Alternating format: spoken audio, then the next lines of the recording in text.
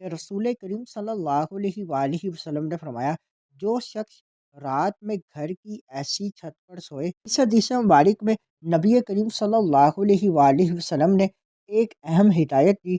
حفاظت اختیار کرنا سنت اور عقل دونوں کا تقاضا ہے۔ اسلام ہمیں ہر معاملے میں حفاظت اور احتیاط کی تعلیم دیتا ہے۔ بغیر رکاوٹ والی چھت پر سونا بہت بڑا خطرہ ہے۔ بسم اللہ الرحمن الرحیم۔ آج کی حدیث مبارک، بغیر دیوار کی چھت پر سونا۔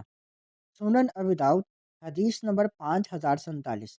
حضرت علی بن شیبان رضی اللہ تعالیٰ عنہ کہتے ہیں کہ رسول کریم صلی اللہ علیہ وآلہ وسلم نے فرمایا، جو شخص رات میں گھر کی ایسی چھت پر سوئے جس پر پردہ نہ ہو، اور ایک روایت میں یوں ہے کہ جس کے گرد رکاوٹ والی کوئی چیز نہ ہو، تو اس سے ذمہ جاتا رہا۔ اس حدیث مبارک میں نبی کریم صلی اللہ علیہ وآلہ وسلم نے ایک اہم ہدایت دی کہ جو شخص رات میں ایسی چھت پر سوئے جہاں نہ دیوار ہو نہ حفاظتی رکاوٹ، تو اس کا ذمہ ہٹ جاتا ہے۔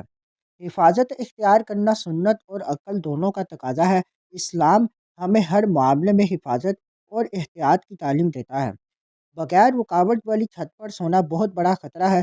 نیند میں کروٹ بدلنے سے گرنے کا امکان، بچوں کے گرنے کا اندیشہ، اچانک حادثات کا خطرہ۔ ایسے حالات میں انسان اپنی جان کو غیر ضروری خطرے میں ڈالتا ہے۔ اللہ کی حفاظت اسباب اختیار کرنے والوں کے ساتھ ہوتی ہے۔ جب انسان خود حفاظت کے اسباب چھوڑ دیتا ہے تو وہ اللہ کی خاص ضمانت سے بھی محروم ہو جاتا ہے۔ بے احتیاطی بھی گناہ اور نقصان کا دروازہ ہے۔ جان کی حفاظت شریعت میں فرض ہے، حوصلہ افزائی نہیں کہ انسان اپنی جان کو رسک میں ڈالے۔ اس حدیث مبارک کو مزید آگے دوستوں تک پہنچائیں۔ مزید معلومات کے لیے ہمارے چینل کو لائک اینڈ سبسکرائب کریں۔